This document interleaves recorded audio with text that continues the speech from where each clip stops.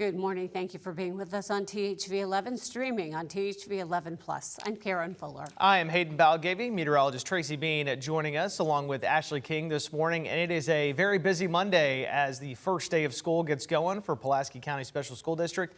And Tracy, as you've been talking about for the last 15 minutes or so, 630 eastbound basically shut down right now. Yeah, and Ashley did confirm that, again, that is a shutdown area, and imagine it will be for, and she'll get more into this, but for quite some time. But there's still, a lot of folks that are going to school today, and 630 eastbound is going to be a pivotal area, especially as we're heading into the next couple of hours. Yeah, that's right. So Interstate 630, it's around the Cedar exit near UAMS, and we already have this pulled up. It is completely shut down.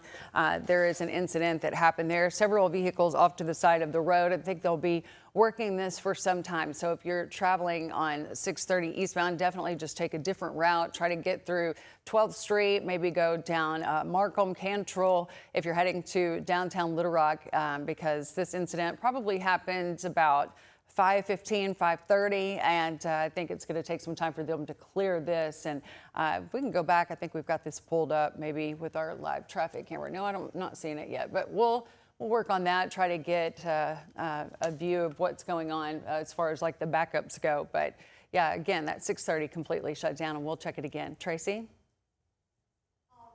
Well, with the traffic again being an issue this morning, we're also going to talk about that heat. We do have a heat advisory across a good portion of the state, River Valley, Central, Northern, a couple of rows of counties there, Eastern and Southeastern Arkansas. That's going to be from about noon to 8 p.m. this evening. We're going to see those heat index values anywhere from 105 all the way up to close to 110.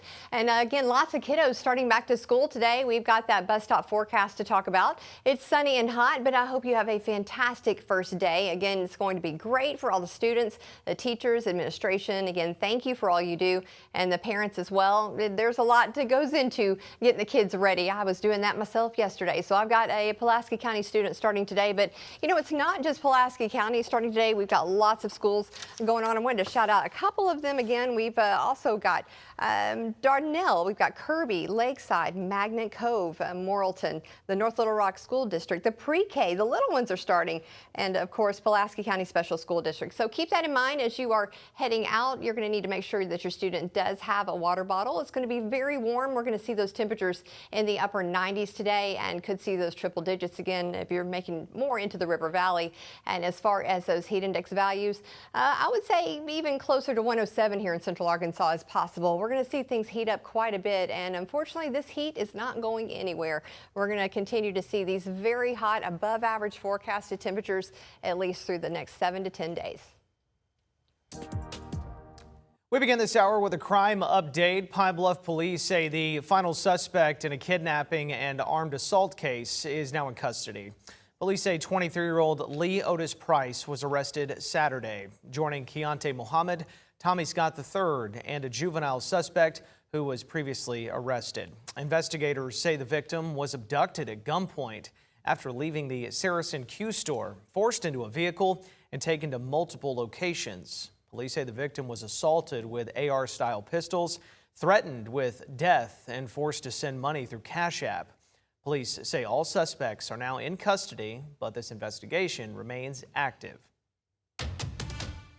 The Pulaski County Sheriff's Office says 4 people are accused of trying to smuggle contraband into the county jail.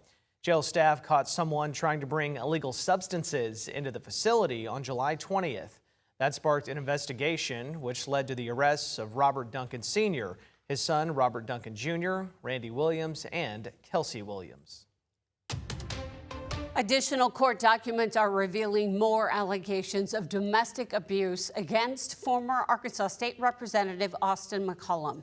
His wife, Reagan McCollum, filed for divorce Friday, days after his arrest following an alleged attack on her. She also filed for an order of protection, alleging multiple incidents during their marriage, including choking, dragging her by her hair, and driving a car into her. Of course, those claims still need to be proven in court, but Austin McCollum has already resigned as a state representative. Elsewhere, tensions are still running high across the Middle East this morning. President Trump says the U.S. is, quote, low-keying its approach to Iran as Tehran demands concessions before it will reopen the Strait of Hormuz. At the same time, Israel has turned down a U.S.-backed peace plan for Gaza. CBS News correspondent Bradley Blackburn has the latest. The 15-point Israel-Gaza peace plan that President Trump hailed as historic, now rejected. Israeli Prime Minister Benjamin Netanyahu made the announcement Sunday at a cabinet meeting, saying his forces will not withdraw from Gaza until Hamas is truly disarmed. This as there are growing fears that war could be spreading in the Middle East. Smoke rose over the Yemeni port of Mocha after a deadly strike by Iran-backed Houthi rebels. While over the weekend, President Trump told Axios the U.S. is, quote, semi-negotiating and low-keying it with Iran, describing the back and forth as a chess game and predicting it will work out. On CBS News, Republican Senator Bill Cassidy called on the president to lay out his plans. I think the president needs to come out and speak forcefully on what the path forward is. And at some point, it may be that path forward works or not, but at least there needs to be that dialogue with the American people. Iran's foreign minister insists Tehran is not negotiating with the U.S., though Iran is in the final stages of reaching a deal with Oman over management of the Strait of Hormuz. But he says the vital shipping route won't be opened until the U.S. meets its demands, which include compensation for damages caused by U.S. strikes. Over the weekend, Iranian state media released rare, undated video of the country's supreme leader, Ayatollah Mujtaba Khamenei. CBS News could not independently verify it. Bradley Blackburn, CBS News, New York. Iran and Oman kept negotiating over the weekend despite Iran striking an Abu Dhabi-owned oil tanker in the Strait of Hormuz on Saturday. Oman condemned that attack, and UAE officials say no one was killed. Also, this conflict is pushing oil prices higher. Brent crude rose above $84 a barrel on Sunday, while U.S. crude topped $79. That is driving gas prices higher, with AAA putting the national average at $4.01 a gallon and Arkansas's prices at $3.63 a gallon. Those prices still below last week's levels, but well above before the war started. On Capitol Hill, the Senate has confirmed Todd Blanche as the nation's attorney general, voting 50-49 early Saturday. Blanche is a former personal attorney to President Trump and has served as acting attorney general since Pam Bondi's dismissal in April.